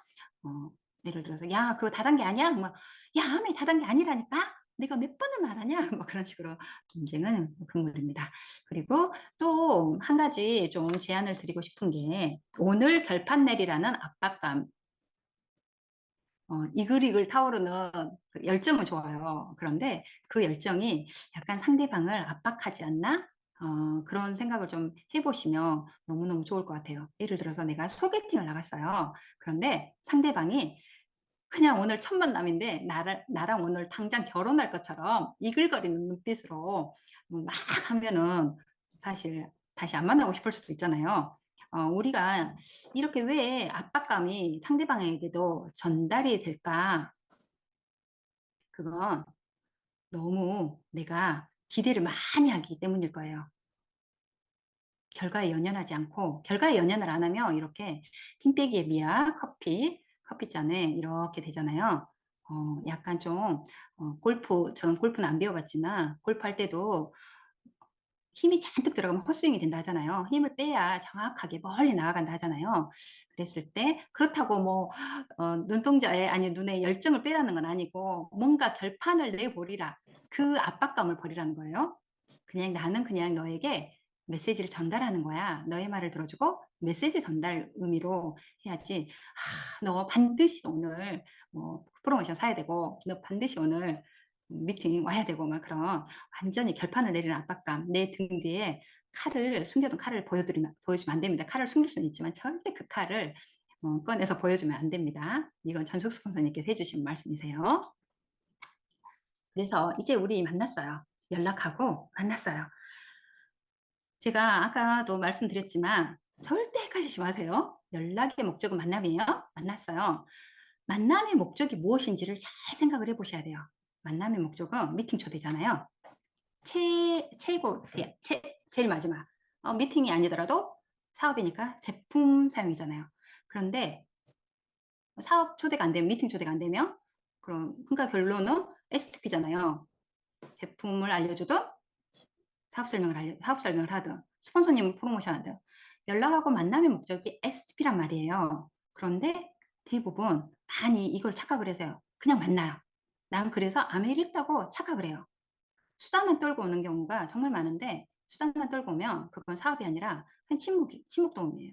나 아메이 해야겠어. 나 아메이. 나 우리 신랑이 내일 모레 정년 60살에 그 정년하는데 5년밖에 안 남았어. 나 그래서 너무 깝깝해가지고 미리 준비하려고 아메이 하고 있잖아. 이렇게 말로만 수다를 떠는 건 어떤 이야기냐면요. 상대방이 나랑 만나서 야, 나 오늘 너무 미리가 막막해서 나 주식 샀어. 그 주식 이제 50% 오른대. 100% 오른대, 500%까지 오른대. 그 말하고 똑같아요. 우리 공감 안 되지 않나요? 그래서 사업 설명은 정확하게 정말로 진찐 사업 설명 위해서 만난다는 걸 계속 생각을 하시는 게 좋을 것 같아요. 그냥 수다만 떠는 메시지 전달이 수다가 아니라는 거죠. 왜냐면 귀하게 만났으니까요. 그러면 어떤 사업 설명을 해야 되냐? 다시 한번 강조합니다. 커피만 마시고 보지 말라. 저 진짜 장표 열심히 만들었죠. 열심히 만들었습니다. 오늘 정말 많이 알려드리고 싶어서요. 목적이 제가 다 만든 장표입니다. 커피만 마시고 오지 말고 목적 있는 만남의 디테일이래요. 명확한 목표 설정을 하는 게 좋죠. 뭔가 아까 그 결판을 내리라 그 목표가 아니에요. 좀 다른 거예요. 상대방의 말을 다 경청을 하는데 내 이야기 하나는 꼭 한다고 하는 본인의 목표를 가지고 가면 좋죠. 예를 들어서 오늘 프로모션이 있어. 그러면 그 프로모션 용지라도 하나 꺼내놓고 주고 오는 거. 그쵸? 수다로만 끝나는 거 아니고요. 그리고 아니면 또 숨겨진 니즈 파악. 그 속에서 상대방의 결핍을 파악하는 거죠. 그리고 우리 시스템 자랑하는 거. 이거는 진짜 쉽잖아요. 지금 시스템 자랑하기 너무 쉽지 않나요? 스폰서님들 여행 사진만 오늘 만나는 모든 사람에게 보여주세요. 와, 저 진짜 단톡에 올라온 사진 보고 정말 기절하는 줄 알았어요. 그동안의 사진 숲보다 최고던데요. 최고인 것 같아요. 너무너무 사진에 그 멋짐이 다 들어있더라고요. 정말 정말 너무너무 아메 여행 가고 싶다. 아메 여행 정말로 럭셔리 여행이구나. 그 사진만 보여줘도 와 정말 아메 여행이 이렇게 멋있다고? 우리 비전 자연스럽게 노출하는 거잖아요. 그리고 약간 좀 내가 너무 말을 못했어 오늘. 이 모든 걸 사업 설명도 못했어. 그러면은 일부러 이렇게 내가 먼저 자리를 떠야 됐을 때 한번 두고 오거나 아니면은 뭔가 다른 뭔가의 다음 만남을 기대하는 거죠. 그랬을 때 제가 이제 저 사진을 넣어달라고 했는데 사진을 이상하게 넣긴 했어요. 사실 부족한 현실과 불안한 미래를 위해서 우리가 아메이를 하잖아요. 저는 그 아메이를 부족한 현실과 불안한 미래를 비라고 생각을 해요. 그쵸? 그 비를 안 맞기 위해서 아메이를 하잖아요. 아메이가 우산이 되어줬어요. 아메이를 잘하기 위한 3가지를 넣어봤어요. 내가 생각하는 3가지.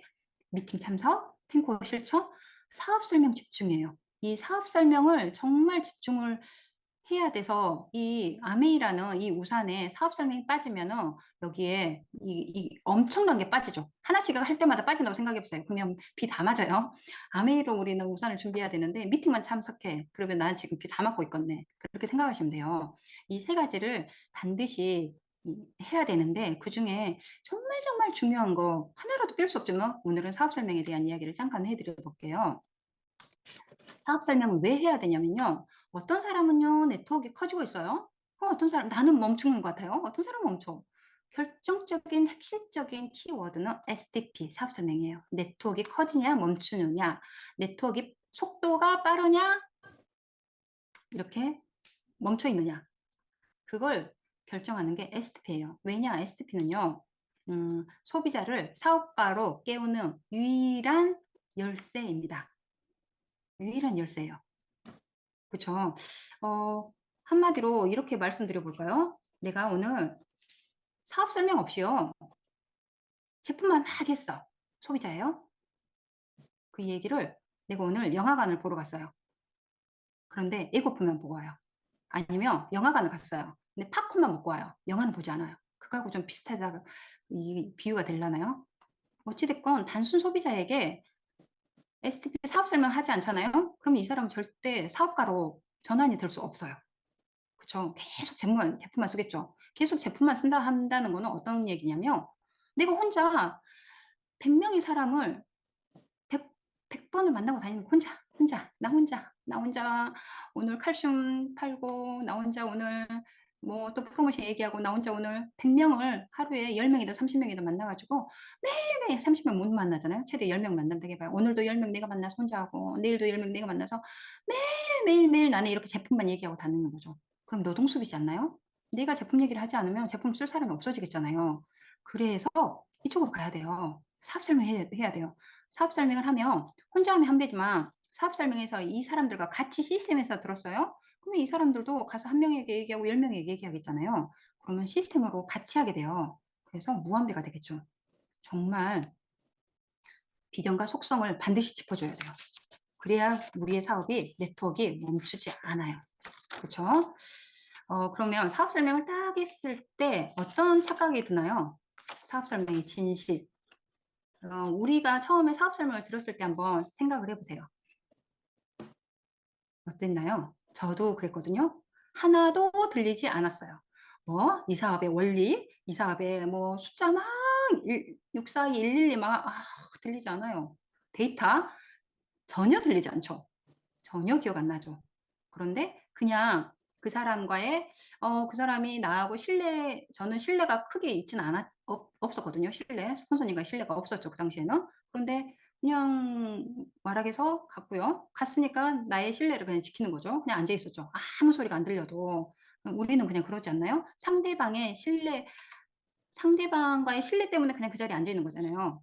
첫 사업 설명. 아니면 1대1로 만났어. 근데 내가 막 사업 설명을 해. 근데 내가 하니까 그 사람은 그냥 앉아서 그냥 머릿속에 딴 생각하면서 듣고 있는 거죠. 듣지 않죠. 그냥 앉아 있는 거죠. 근데 우리는 어떻게 착각을 해요? 내가 완벽하게 설명하면 상대방은 100% 이해하고 결단할 것이다 라고 우리는 착각해요. 그런데 상대방은요. 내용은 들리지 않고 오직 당신의 신뢰 때문에 이 자리, 이 컵숍 너랑 앉아 있는 거야 라는 거죠. 그래서 진짜 내용이 들리기 시작한 건 최소 10번 이상 들었을 때부터 시작이죠. 그래서 우리는 이걸 좀 어쩔 수 없이 반복을 해야 되는 거죠. 계속 사업 설명 들려주고 그러는 것 같아요. 아마추어와 프로의 사업 설명에 비교를 해봤어요. 아마추어의 목표는 물건을 팔고 가입시키는데요. 프로는요, 기회를 전달하고 다음 미팅에 초대하고요. 다음 미팅이 아니더라도 나와의 미팅이죠. 나와의 만남. 그리고 아마추어는 제발 한 번만 들어줘. 프로는 기회를 줄게 당당함과 여유가 있죠. 아마추어는 내가 외운 것을 일방적으로 쏟아내죠. 프로는 질문을 통해 상대의 니즈를 파악하며 소통하죠. 아마추어는 자료가 없으면 당황하고 거의 자료가 없으면 당황함을 넘어서서 자료가 없으니까 그냥 수다를 떨고 오죠. 그러면서 사업 설명을 했다라고 생각을 하죠. 그런데 프로는 혹시라도 자료가 없어도 냅킨 한 장으로도 충분하게 가능하죠. 이렇게 우리가 프로가 되어야지 우리는 아메이 사업을 성공적으로 이끌고 스폰서님과 함께 지금 가시는 멋진 여행을 함께 해야 되니까 이렇게 해야 되는데 대부분 사업 설명을 할 때 어떤 식으로 사업 설명을 하나요? 사람을 만날 때 어떤 식으로 하나요? 우리는 엑셀을 밟아요. 그런데 브레이크를 걸어놔요. 어떤 브레이크를 걸어놓냐면 제가 지금도 많이 이러고 있고요. 이랬어요. 이 브레이크를 거는 거죠. 가장 하기 싫은 그러니까 콜드 컨택 그리고 거절을 받기 싫어하는 거죠. 그래서 이 브레이크를 딱 걸어놓으면 열심히 미팅을 듣고 교육을 듣는데도 성장이 멈춰 있게 되는 거죠. 엑셀을 밟지 않아서가 아니라요. 이 브레이크에서 발을 떼지 않아서요. 마음속 깊은 곳에서 남들에 대한 시선 아니면 거절에 대한 두려움 이런 브레이크가 꽉 채워져 있기 때문에 아무리 엑셀을 밟아도 브레이크 밟으면서 엑셀 밟으면 어떻게 될까요? 그렇게 밟아지진 않지만 만약에 밟는다고 생각해보세요. 엔진 타버리겠죠. 내 마음만 막 미치게 힘든 거죠. 본인만 그냥 타다가 나네 너무 힘들어 하면서 못하는 거죠. 그렇죠. 열심히 하는 것 같은데 안 되는 거죠. 그랬을 때 그냥 이 브레이크를 좀 떼는 거는 가장 하기 싫은 전화 아니면 가장 저 사람 너무 잘 사는데 그렇게 좀 만나기 힘든 사람 그냥 그런 것들을 좀 가장 먼저 해버리는 거 약간 좀 그것도 방법이 되지 않을까 싶어요. 만약에 그렇게 한번 했으면요. 내가 해냈다는 성취감이 또 나를 성장을 시키거든요. 사실 어려워요. 그래서 이거를 할 수 있게끔 우리는 뭘 많이 하죠? 응원을 많이 듣죠. 그리고 펠리컨적 사고라고 정말 유명한 이거는 펠리컨은 자기보다 훨씬 큰 거 한마디로 뭐 코끼리의 다리도 삼키려고 한다 하잖아요. 뭐든지 그냥 아무리 자기보다 몸이 뭐 2배, 3배, 4배, 5배 되더라도 일단 입에 넣고 본대요. 삼켜지도 안 삼켜지도 입에 물고 본대요. 그런데 이런 약간 펠리컨적 사고가 필요한 것 같아요. 이 펠리컨적 사고를 다시 말해서 일단 한번 해보는 거죠. 실패하면 그냥 실패했네 말고요. 와, 맞으면 장땡이죠. 대박이죠. 그래서 거절을 누군가 했어요. 내가 사업 설명하든 미팅 초대를 하든 아니면 제품에 대한 프로모션 하든 뭘 했어. 그런데 막 다 거절하겠죠. 그런데 철저한 확률 게임이에요. 100명에게 이야기하면 한두 명은 반드시 다이아몬드가 나온다는 거죠. 다이아몬드 까미, 리도 까미. 이런 거절을 내가 한 98명을 맞아보는 거죠. 그렇죠.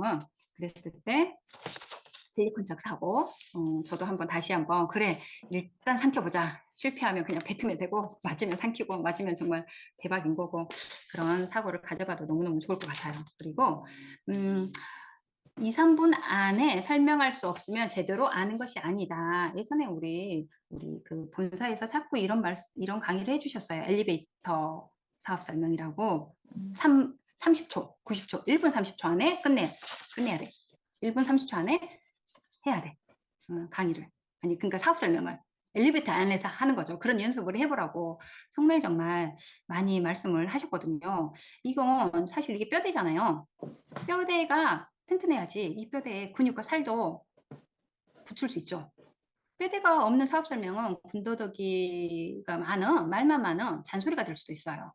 그래서 이런 뼈대를 세우는 거는 가장 본인의 그냥 와이아메이 아니면 본인의 아메이 싹 사업 설명 들었을 때 핵심으로 꽂힌 비전 있잖아요. 저는 핵심으로 꽂힌 게 그 스폰서님 항상 그려준 60세 이후에 소득이 제로인데 아메이 이렇게 된다. 그건 저의 사업 설명 항상 그게 들어가거든요. 저는 그게 핵심이었고.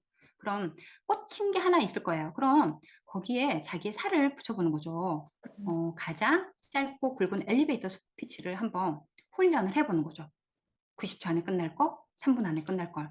그랬을 때 선행되어야 될 거는 내가 뭉뚱그렇게 이해하고 있으면요. 절대 엘리베이터 스피치가 나오지 않아요. 그냥 막연하게 다 좋다고 나 다 이해했어. 그런데 확실한 이해가 아니잖아요. 그럼 다 좋은 것 같아. 그래서 다 좋다고 하면 그 개념을 내 언어로 소화해서 나오지 않거든요. 그리고 내뱉는 연습이 안 돼요. 그럼 절대 안 나오죠. 그랬을 때 이 원리 원칙 구조를 완벽하게 이해하고요. 나만의 명확한 언어로 해서 언제든 튀어나올 수 있는 준비를 해야 되는 거죠. 저는 이게 가장 아메이 사업 설명의 핵심 중에 핵심이라고 생각을 해요. 그래서 세상에서 워렌 버핏에게 물었대요.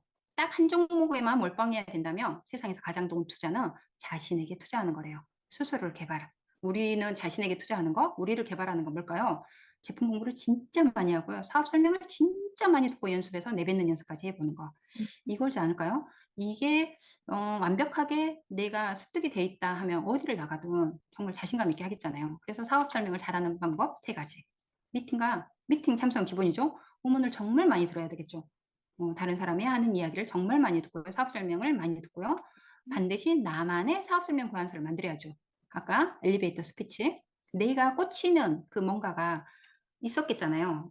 나의 Y도 있었겠고 거기에 살을 붙여야 되니까요. 그리고 SP를 할 때 제품에 대한 이야기도 진짜 많이 해야 되는데 제품 이야기를 할 때는 제품에 대해서 원리 원칙을 이야기하는 것보다는 감동을 많이 전해준 게 진짜 다른 사람에게 혹하죠. 그런데 남의 감동보다 내가 제품 감동을 많이 받아서 전달하면 훨씬 더 그 사람에게 전달해주는 감동이 다르잖아요. 그래서 제품명을 많이 해야죠. 계속 반복하는 거죠. 그래서 속도 많이 하고요. 빨리 하고요. 반복 계속 하고요. 이렇게 나만 하는 게 아니라 계속 나처럼 똑같이 따라하게 복제를 시키는 것까지. 다음에 성공 포인트죠. 계속 반복하고 또 빨리 그런 말 있죠. 100회 STP라는 얘기가 있잖아요. 이 100회 STP를 10년간 100회 하면 사업자가 나올까요? 아니잖아요. 3개월 아니면 한 달 안에 100회를 한다면 사업자는 반드시 나오겠죠.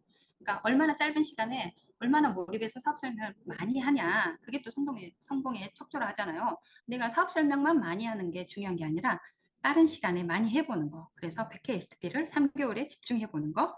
그런데 나 혼자 하지 않고 같이 따라하게끔 하는 거.